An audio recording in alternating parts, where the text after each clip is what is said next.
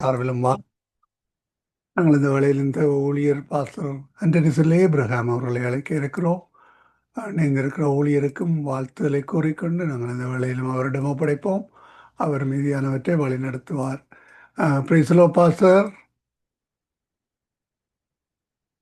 மைக்கை எடுத்து விடுங்க பாஸ்டர். Praise the Lord. ஆமீன். இணைந்திருக்கிறவங்களை வாழ்த்துகிறோம், வரவேற்கிறோம், கர்த்தருடைய கரத்திலே ஒப்புவிக்கிறோம். கர்த்தர் தாமே உங்களுடனும் கூட இருந்து வழி நடத்துவாராக. வார்த்தைகளை கூட கடந்து செல்கின்ற பொழுதும் பரிசுத்த ஆவியானவர் தாமே இன்றைய நாளிலும் எங்களுக்காக இணைந்து கேட்டுக்கொண்டிருக்கிறவர்களுக்காக எடுத்து வருகிற சுப செய்திக்காக மனதாக நன்றி கூறிக்கொண்டு உங்களிடம் ஒப்படைக்கிறோம் பாஸ்டர், வழி நடத்துங்கள். ஆமீன். God bless you. ஆமென், ஆமென். இயேசு கிறிஸ்துவின் இணையற்ற நாமத்தினால் உங்கள் அனைவரையும் வாழ்த்தி வரவேற்கிறேன். கர்த்தர் நல்லவர், அவர் நமக்காக யாவற்றையும் செய்து முடித்தார். ஆமென். இந்த நம்பிக்கை உங்களை ஒரு பொழுதும் வெட்கப்பட்டு போக விடவே விடாது. ஆமென். ஏனென்றால் நமக்காக எல்லாவற்றை நம்மால் செய்ய முடியாமல் இருக்கும் பொழுது நியாய பிரமாணத்தை பங்கு பெற்றி அல்லது அதை பின்பற்றி நியாய பிரமாணத்தின் மூலமாய் நம்மால் எதையுமே மேற்கொள்ளாமல் இருக்கும் பொழுது இயேசு கிறிஸ்து என்னும் அவருடைய சொந்த குமாரனை அனுப்பி நமக்காக யாவற்றையும் நியாய பிரமாணத்தை கிறிஸ்து இயேசு மூலமாய் நிறைவேற்றினார். ஆமென். நம்மை வெற்றி சிறக்க பண்ணினார், வெற்றியை நமக்கு கொடுத்திருக்கிறார். ஆமென். மாத்திரமல்ல, வேதம் தெளிவாக சொல்லுகிறது, அவர் உலகத்தை ஜெயித்தார், நமக்காக உலகத்தை ஜெயித்தார், அந்த ஜெயத்தை நமக்கு கொடுத்திருக்கிறார். ஜெபம் பண்ணுவோம். அன்பின் பிதாவை, இந்த வேலைக்காக உமக்கு நன்றி செலுத்துவோம். எல்லாவற்றையும் ஜெயிக்கத்தக்கதாக சகல ஜெயத்தை நீர் பெற்றுக்கொண்டு நமக்கு ஜெயத்தை கொடுத்திருக்கிறீர். ஆகவே எல்லா விதத்திலும் எல்லாவற்றாலும் ஜெயம் கொள்ளுகிறவர்களாய் நாங்கள் இருப்போம். அதற்காக உமக்கு நன்றி செலுத்துகிறோம். அதற்காகவே நமக்கு சர்வாயுதங்களை கொடுத்திருக்கிறீர். ஆகவே இந்த நாளிலே அதை தியானிக்க எங்களுக்கு உதவி செய்கிறதற்காய், இந்த வார்த்தைகள் எங்கள் ஒவ்வொருவரையும் மேற்கொள்ளுகிறதற்காய் உமக்கு நன்றி செலுத்துகிறேன். இயேசுவின் இணைத்த நாமத்தினால் ஆமென். பிரியமானவர்களே, நேற்றைய நாளில் இருந்து நேற்றல்ல முந்த நாள் நாங்கள் பார்த்தோம், பிசாசானவனை எப்படி எதிர்த்து நிற்க முடியும், வார்த்தை என்ன சொல்லுகிறது என்பதை குறித்து பார்த்தோம். இன்றைக்கும் தொடர்ந்து நாங்கள் என்ன செய்ய போகிறோம், அதை குறித்து பார்க்க போகிறோம். எபேசியர் 6ஆம் அதிகாரம் 11ஆம் வசனத்தில் இருந்து 18ஆம் வசனம் வரைக்கும் நான் உங்களுக்காக வாசிக்கிறேன். நீங்கள் பிசாசின் தந்திரங்களோடு எதிர்த்து நிற்க திராணி உள்ளவர்களாகும்படி. அப்ப வி மஸ்ட் நோ, எங்களுக்கு தெரிந்திருக்க வேண்டும், பிசாசு எப்படி வருகிறான்? தந்திரமாய் வருகிறான். நேரடியாய் வருகிறது அல்ல, தந்திரமாய் வருகிறான். ஆகவே அவனுடைய தந்திரங்களை எதிர்த்து நிற்க திராணி உள்ளவர்களாகும்படிக்கு தேவனுடைய சர்வாயுதங்களையும் தரித்து கொள்ளுங்கள். கவனிங்கள் பிரியமானவர்களே, இவர் இங்கே சர்வாயுதம் என்று பேசுவதற்கு காரணம், எங்களுக்கு ஒரு உதாரணத்தை காண்பிக்கிறார். எங்களுக்கு ஒரு ரோம சோல்ஜரை காண்பித்து அவனுடைய ஆடைகள், யுத்தம் பண்ணுகிற அவனுடைய ஆடைகள் எப்படிப்பட்டதாய் இருக்கிறது, அப்படிப்பட்டதாய் நாங்களும் என்ன செய்ய வேண்டும்? தேவ வசனத்தின் மூலமாய், தேவ வார்த்தை மூலம், தேவ செய்து என்னெல்லாவற்றையும் செய்து முடித்தார் என்பதை விசுவாசிப்பதன் மூலமாய், மாத்திரமல்ல அவருடைய வார்த்தை மூலமாய் எங்களால் பிசாசை ஜெயிக்க முடியும் என்பதை எழுதியிருக்கிறார். ஆமென். ஜெயத்தை தேவன் நம்மிடத்திலே கொடுத்திருக்கிறார் என்று நான் முன்னாடி சொன்னேன். ஜெயம் எடுத்திருக்கிறார் என்று நான் முன்னாடி சொன்னேன். 1 யோவான் 5ஆம் அதிகாரத்திலே 4ஆம் 5ஆம் வசனங்களிலே நாங்கள் வாசிக்கிறோம், நாங்கள் ஜெயம் கொள்ளுகிறவர்கள், தேவனே அந்த ஜெயத்தை கொடுத்திருக்கிறார். ஆனால் அந்த ஜெயத்தை நாங்கள் இழக்காதபடிக்கு, ஏனென்றால் அவன் தந்திரமாய் நம்மத்திலே வருகிறான். ஆகவே அந்த ஜெயத்தை நாங்கள் இழக்காதபடிக்கு நாங்கள் பாதுகாக்கிறவர்களாய், ஆமென், நிற்கும்படி, அவனால் ஏமாற்றப்பட்டு இழந்து போகிறவர்களாய் அல்ல, தேவன் பெற்றுக் கொடுத்ததை இழந்து போகிறவர்களாய் அல்ல, மாறாக தேவன் பெற்றுக் கொடுத்ததை பாதுகாக்கிறவர்களாய், நிலை நிறுத்துகிறவர்களாய், இன்னொரு விதத்திலே சொன்னால் அவர் பெற்றுக் கொடுத்த வெற்றியை நிலை நிறுத்துகிறவர்களாய் நாங்கள் காணப்பட வேண்டும். தேவனுடைய சர்வாதங்களையும் எடுத்துக் கொள்ளுங்கள், ஏனென்றால் மாமிசத்தோடும் இரத்தத்தோடும் அல்ல. இதுதான் மிகவும் முக்கியம். தேவனுடைய பிள்ளைகளாய் நாங்கள் யாரோடும் மாமிசத்தோடோ அல்லது இரத்தத்தோடோ நம்முடைய சுய பலத்தினால், சுய எண்ணத்தினால், சுய சிந்தையினால் யாரோடும் என்ன செய்யக்கூடாது? யுத்தம் பண்ணக்கூடாது. ஏனென்றால் இது ஆவிக்குரிய யுத்தம், இது மாமிச யுத்தம் கிடையாது. பழைய ஏற்பாட்டிலே நடந்தது போல இது மாமிச யுத்தம் அல்ல, இது ஆவிக்குரிய யுத்தம்.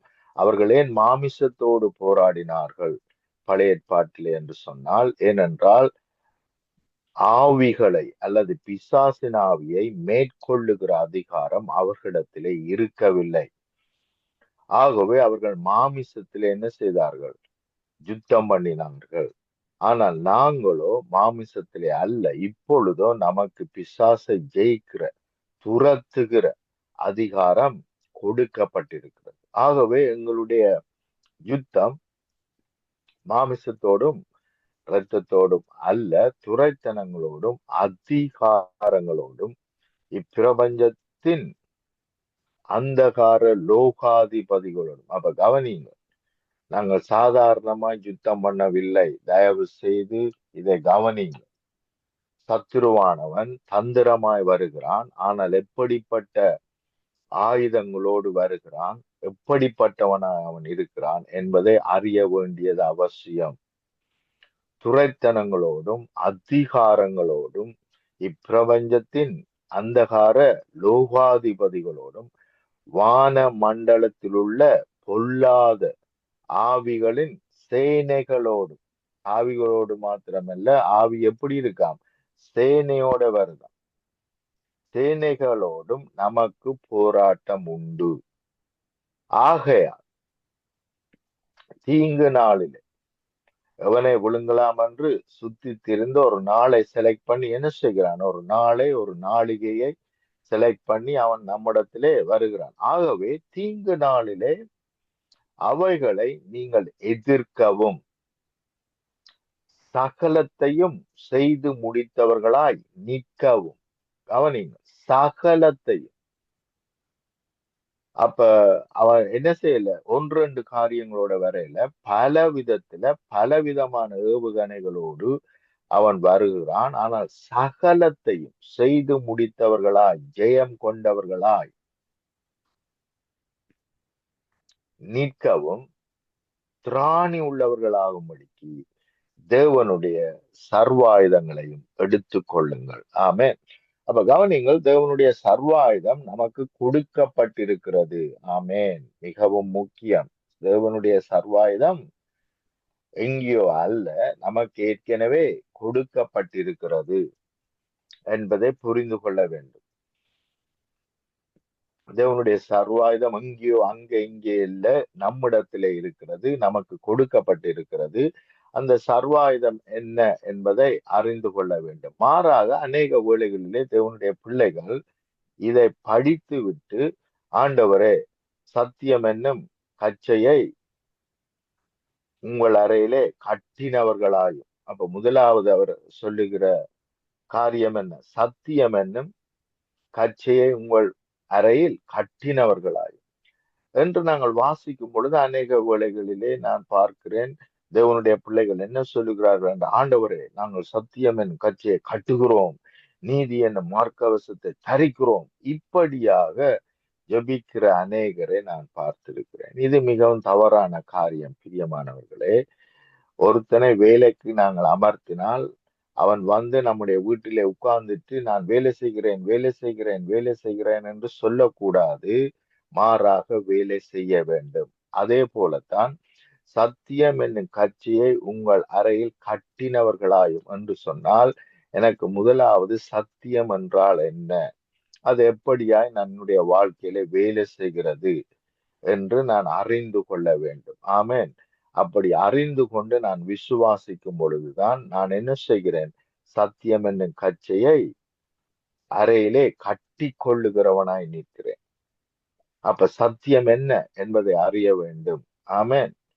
அப்ப கவனியுங்கள், சத்தியம் என்னும் கட்சியை உங்கள் அறையிலே கட்டினவர்களாயும் என்று சொல்லும் பொழுது வேதம் என்ன சொல்லுகிறது? யோவான் 14 வசனம் அதிகாரம் 6 வசனம்.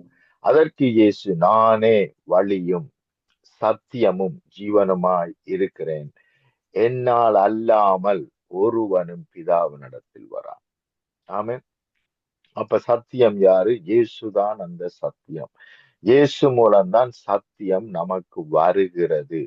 சத்தியம் வேறு, உண்மை வேறு. அநேக வேளைகளிலே உண்மைகளை நாங்கள் அறிந்து கொண்டு அந்த உண்மைகள் தான் சத்தியம் என்று நினைக்கிறோம். ஆனால் சத்தியம் வேறு, உண்மை வேறு. ஆமென். ஆகவே சத்தியம் இயேசுவாய் இருக்கிறார். இயேசுனுடைய வார்த்தைகள் சத்தியமாய் இருக்கிறது. அவர் செய்து முடித்த காரியங்கள் சத்தியமாய் இருக்கிறது. ஆமென். அப்ப அவர் செய்து முடித்தவைகளை நாங்கள் என்ன செய்யும் பொழுது, தியானிக்கும் பொழுது, தேவன் இன்னென்ன காரியங்களை சகலத்தையும் எனக்காக செய்து முடித்தார் என்பது சத்தியம்.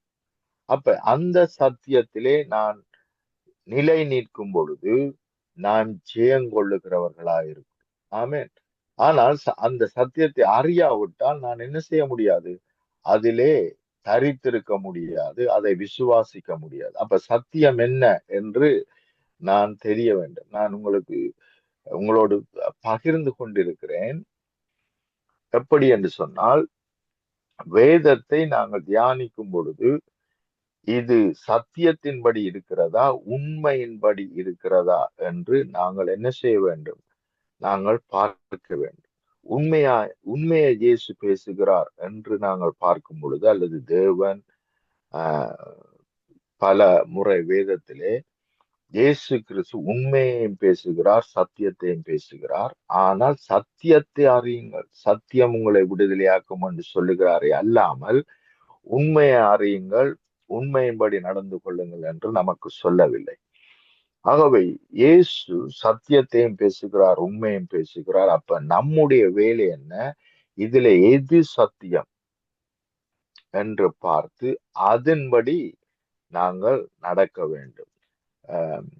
யோவான் 16 அதிகாரம் கடைசி வசனத்தை நீங்கள் வாசிப்பீர்களானால், உலகத்தில் உங்களுக்கு உபத்திரவம் உண்டு என்ற வசனத்தை நாங்கள் வாசிக்கிறோம். அது சத்தியம் கிடையாது. அது தேவனிடத்தில் இருந்து வருகிறது அல்ல. உபத்திரவம் தேவனிடத்தில் இருந்து வரவில்லை. ஆகவே அது சத்தியம் கிடையாது, அது உண்மை. பிசாசும் இந்த உலகமும் நமக்கு தர இருப்பது என்ன? வேதனை, துன்பம், போராட்டம், கஷ்டம்.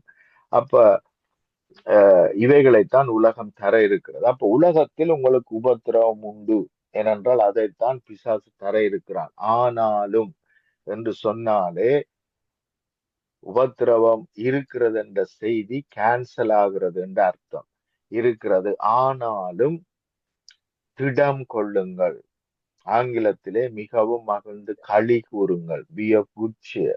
மிகவும் மகிழ்ந்து களி கூறுங்கள், நான் உலகத்தை ஜெயித்தேன். அப்ப உலகத்தில் உபத்திரவம் உண்டு என்பது நம்முடைய செய்தி அல்ல, நமக்கு சொந்தமானது அல்ல.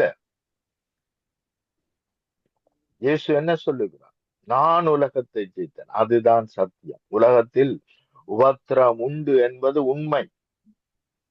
ஆனால் சத்தியம் என்ன? நான் உலகத்தை ஜெயித்தேன். தேவன் நமக்காக செய்து முடித்தது என்ன? நான் உலகத்தை ஜெயித்தேன். ஆமென். அந்த ஜெயத்தை எப்படி பெற்றுக் கொள்ளுகிறோம்? எடுப்போம். 1 யோவான்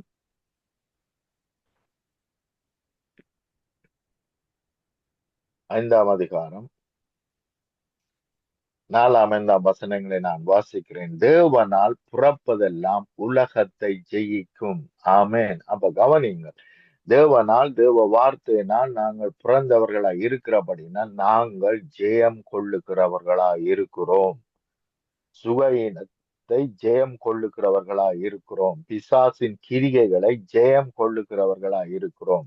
வேதனைகள், துன்பங்கள், தடைகள், தாமதங்கள், கண்ணீர்கள், பில்லி சூனிய கட்டுக்கள், இவைகள் எல்லாவற்றையும் ஜெயம் கொள்ளுகிறவர்களாய் இருக்கிறோம். ஆமென்.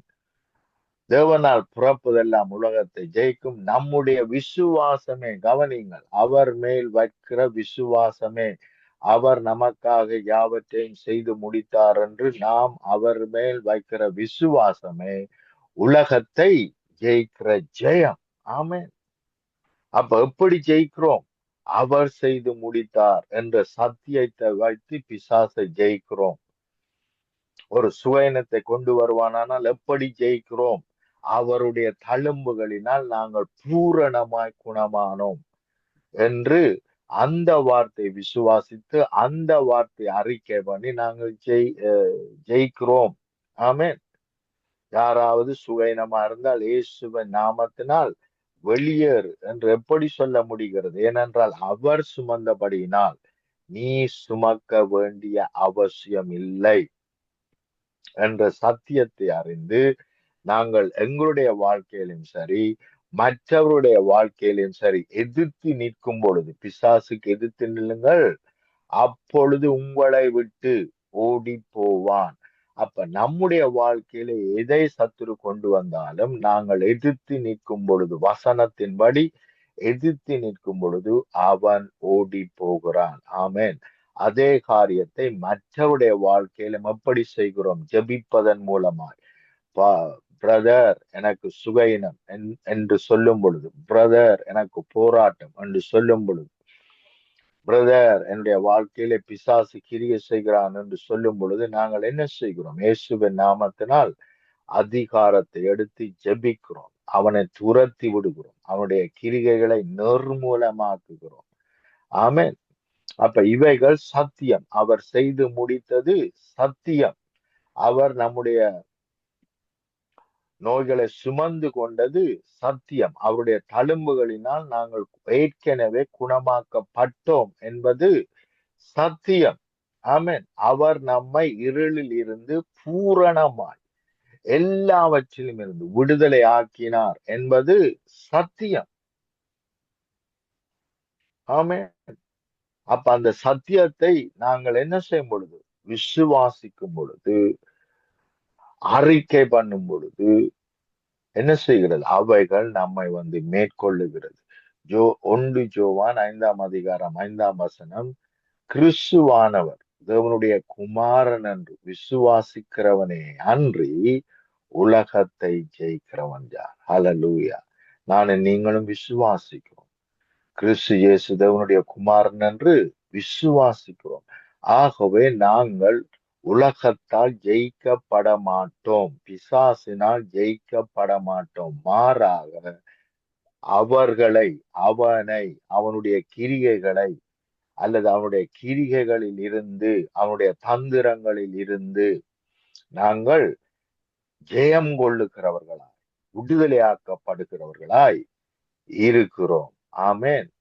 ஆகவே நாங்கள் சத்தியத்தை அறிய வேண்டியது அவசியம். எந்த சூழ்நிலையில் எப்படி இருக்கிறோம்? அடிக்கடி நான் சொல்லுகிற காரியம், எபிரேயர் 10வது அதிகாரம் 14வது வசனம் இப்படியாக சொல்லுகிறது, ஏனெனில் பரிசுத்தமாக்கப்படுகிறவர்களை என்று சொன்னால் தங்களுடைய பழைய ஏற்பாட்டின்படி தங்களுடைய சுய கிரியையினால் பரிசுத்தமாக்கப்படுகிறவர்களை ஒரே பலியினாலே இவர் இயேசு கிறிஸ்துவானவர் ஒரே பலியினாலே தன்னைத்தானே ஒரே பலியாக ஒப்பு கொடுத்ததினாலே என்றென்றைக்கும் நம்மை பூரணப்படுத்தி இருக்கிறார். ஆமென். ஆகவே பூரணம் என்றோ ஒரு நாள் வருகிற காரியம் அல்ல.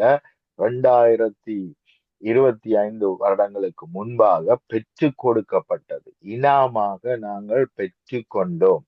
இதை விசுவாசித்தால் நிச்சயமாய் தேவனுடைய மகிமையை காண்போம். ஹல்லேலூயா. அப்ப இப்படியாக எல்லா வேதத்திலே நாங்கள் வேதத்தை வாசித்து எல்லா ஏரியாவிலும் என்னத்தை கற்றுக்கொள்ள வேண்டும்? தேவனுடைய சத்தியத்தை கற்றுக்கொள்ள வேண்டும். அப்படி சத்தியத்தை கற்றுக்கொள்ளும் பொழுது சத்தியத்தை அறியுங்கள், சத்தியம் உங்களை விடுதலை ஆக்கும். ஆமென். அப்ப எங்களுடைய அஹ், கச்சை, சத்தியம் என்னும் கச்சையை உங்கள் அறையில் கட்டினவர்களாயும் என்று சொன்னால், எவ்வளவுக்கு நான் சத்தியத்தை அறிகிறேனோ அவ்வளவுக்கு நான் என்ன செய்யப்படுகிறேன், சத்தியம் என்னும் கச்சையை கட்டி கொண்டவனாயிருக்கிறேன். அப்ப எல்லா ஏரியாவிலும் நான் சத்தியத்தை, பைனான்ஸை குறித்து தேவன் என்ன சொல்லுகிறார், சுகத்தை குறித்து தேவனுடைய சத்தியம் என்ன, பாதுகாப்பை குறித்து தேவனுடைய சத்தியம் என்ன, ஆஹ் ஞானத்தை குறித்து தேவனுடைய சத்தியம் என்ன, ஆவிக்குரிய வரங்கள் வல்லமைகளை குறித்து தேவனுடைய சத்தியம் என்ன, இப்படியாக நான் என்ன செய்ய வேண்டும், கேள்விகளை கேட்டு அந்த சத்தியத்தை, உண்மையை அல்ல, தயவு செய்து உண்மை வேறு சத்தியம் வேறு. உண்மை என்றால் இந்த உலகத்தினால் பிசாசினால் ஆஹ் நடக்கிற காரியம். ஒரு காலத்திலே இலங்கையிலே யுத்தம் இருந்தது, அது உண்மை. இன்றைக்கு யுத்தம் இல்லை, அதுவும் உண்மை. உண்மை காலநிலைக்கு ஏற்ற பிரகாரமாய் மாறிக்கொண்டே இருக்கும். அவைகள் உண்மைகள். ஒரு நேரத்திலே நான் சுவையினமா இருந்திருக்க முடியும், ஆனால் இன்றைக்கு அப்படி இல்லை. ஒருவேளை பழைய நாட்களிலே நான் பாவம் செய்திருக்க முடியும், ஆனால் இன்றைக்கு அப்படி அல்ல. அப்ப உண்மைகள் மாறுகிறது, ஆனால் சத்தியம் நேற்றும் இன்றும் என்றும் மாறாதது. ஏனென்று சொன்னால் அது இயேசுவா இருக்கிறது. சத்தியம் இயேசுவா இருக்கிறது. நானே வழியும் சத்தியமும் ஜீவனுமாயிருக்கிறேன். அப்ப இயேசுவே சத்தியமாயிருக்கிறார். அவர் செய்து முடித்தவைகள் சத்தியமாயிருக்கிறது. அது நேற்றும் இன்றும் என்றும் மாறாதது. தேவன் எங்களுடைய பிரச்சனைக்காக செய்து முடித்தவைகள் சத்தியமாயிருக்கிறது. ரட்சிப்பு சத்தியம். நான் மீட்கப்பட்டேன் பாவத்திலிருந்து, சாபத்திலிருந்து. நாங்கள் பூரணமாய் மீட்கப்பட்டோம். ஆமென். இது சத்தியம். ஏனென்றால் நாங்கள் சுயக்கிரியை செய்து மீட்கப்படவில்லை. பழைய ஏற்பாட்டு காலத்திலே அவர்கள் என்ன செய்தார்கள், பலி செலுத்தினார்கள். ஆனால் எந்த பலியும் அவர்களை மீட்கவில்லை. இருளில் இருந்து, பாவத்திலிருந்து அவர்களை மீட்டு கொள்ளவில்லை. ஆனால் இயேசு கிறிஸ்துவோ ஒரே பலியாக தன்னை கொடுத்து நம்மை பூரணமாய் மீட்டு கொண்டார். ஆமென். ஆகவே இதுதான் உண்மையான பலி, இதுதான் சத்தியம். இதை நாங்கள் விசுவாசிக்கும் பொழுது நிச்சயமாய் நாங்கள் என்ன செய்கிறோம், விடுதலை ஆகிறோம். நான் அடிக்கடி சொல்வதுண்டு, ஜெபத்தினால் எங்களுக்கு விடுதலை உண்டு. ஆஹ் தேவனை ஆராதிப்பதனால், நாங்கள் ஆராதிக்கும் பொழுது பிசாசினால் அந்த இடத்துல இருக்க முடியாது. தேவனை குறித்து நன்மையாக நாங்கள் பேசும் பொழுது பிசாசினால் அந்த இடத்திலே கேட்டுக்கொண்டிருக்க முடியாது. ஆகவே அவன் ஓடி போகிறான். அப்ப ஜெபம் பண்ணுகிற பொழுதும் ஆராதிக்கும் பொழுதும் வருகிற விடுதலை வருகிறது. அந்த வருகிற விடுதலை நிரந்தரமற்றது. ஆனால் சத்தியத்தை அறியும் பொழுதுதான் பூரணமாய் நாங்கள் விடுதலை ஆகிறோம். ஆமென். சத்தியத்தை அறியும் பொழுது இவைகள் எல்லாம் செய்து முடிக்கப்பட்டாயிற்று, இவைகள் எல்லாம் எனக்கு சொந்தமாய் கொடுக்கப்பட்டிருக்கிறது, தேவன் என்னோடு கூட இருக்கிறார். ஆமென். மாத்திரமல்ல, சத்திய ஆவியானவர் என்னை அனுதினமும் என்ன செய்கிறார், சகல சத்தியத்துக்குள்ளும் நடத்துகிறார் என்று சொல்லி நாங்கள் விசுவாசிக்கும் பொழுது நிச்சயமாய் தேவனுடைய வழி நடத்தலை காண்போம். ஆமென். ஒரு வசனத்தை வாசிக்கிறேன். யோவான் 16ஆம் அதிகாரம் 13ஆம் வசனம் இப்படியாக சொல்லுகிறது, சத்திய ஆவியாகிய அவர் வரும்பொழுது சகல, கவனிங்கள், சகல சத்தியத்துக்குள்ளும், கவனிங்கள், சகல உண்மைக்குள்ளும் அல்ல, சகல சத்தியத்துக்குள்ளும் உங்களை நடத்துவார் என்று சொன்னால், இயேசு கிறிஸ்து செய்து முடித்தவைகளை சத்திய ஆவியானவர் நமக்கு காண்பித்து கொடுப்பார். இயேசு செய்து முடித்தார் என்ற உறுதியை நமக்கு கொடுப்பார். நாங்கள் எப்பொழுதெல்லாம் கவலைப்படும் பொழுது, துன்பப்படும் பொழுது, அல்லது இவைகள் எல்லாம் நம்முடைய வாழ்க்கையில நடந்துருமோ என்று பயப்படும் பொழுது சத்திய ஆவியானவர் சகல சத்தியத்துக்குள்ளும் இயேசு செய்து முடித்தவைகளுக்குள்ளும் எங்களை நடத்துவார். அவர் தம்முடைய சுயமாய் பேசாமல் தாம் கேள்விப்பட்டவைகள் யாவற்றையும் சொல்லி, என்றால் இயேசு மூலமாய் செய்து முடித்த யாவற்றையும் சொல்லி வரப்போகிற காரியங்களை உங்களுக்கு அறிவிப்பார். இதெல்லாம் நம்மை மேற்கொள்ள போகிறது. விசுவாசி இதெல்லாம் உன்னை மேற்கொள்ள போகிறது. வானத்து நட்சத்திரங்களை அண்ணாந்து பார், இப்படியா இவனுடைய சந்ததி பலுகி பெருகும். இப்படியாக அவர் சகல சத்தியத்துக்குள்ளும் நம்மை நடத்துகிறவராயிருக்கிறார். ஆமென். ஆகவே சத்தியத்தை அறிய அறிய அறிய நாங்கள் எல்லா விதத்திலும் விடுதலை ஆக்கப்படுவோம். ஆமென். ஜெபம் பண்ணுவோம். மற்ற காரியங்களை வருகிற திங்கட்கிழமை நாங்கள் பார்க்கலாம். 2வது, நீதி என்னும் மார்க்கவசத்தை தரித்தவர்களாயும் அது என்ன என்று சொல்லி நாங்கள் வருகிற திங்கட்கிழமை பார்க்கலாம். இப்பொழுது ஜெபம் பண்ணுவோம்.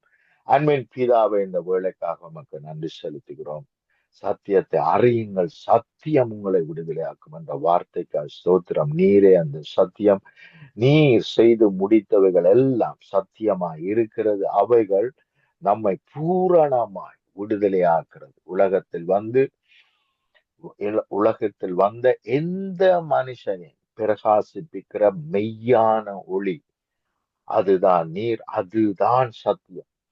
ஆகவே எங்களை பிரகாசிக்க பண்ணுகிற தேவனாய், ஒரே பலியினால் என்றென்றைக்கும் பூரணமாக்கின தேவனாய் நீர் இருக்கிறீர். அதற்காக நன்றி. ஆகவே இதை கேட்டுக்கொண்டிருக்கிற ஒவ்வொரு பிள்ளைகளும் பூரணமாக்கப்பட்டார்கள். உம்முடைய பலி பூரணம் ஆக்கி இருக்கிறது. சகலவற்றிலும் இருந்து பூரணமாய் விடுதலை ஆக்கி இருக்கிறது. பூரணமாக்கப்பட்ட எல்லா ஏரியாவிலும் பூரணம் வந்து விட்டது. குடும்பத்திலே, பிள்ளைகளுடைய வாழ்க்கையிலே, பைனான்ஸிலே,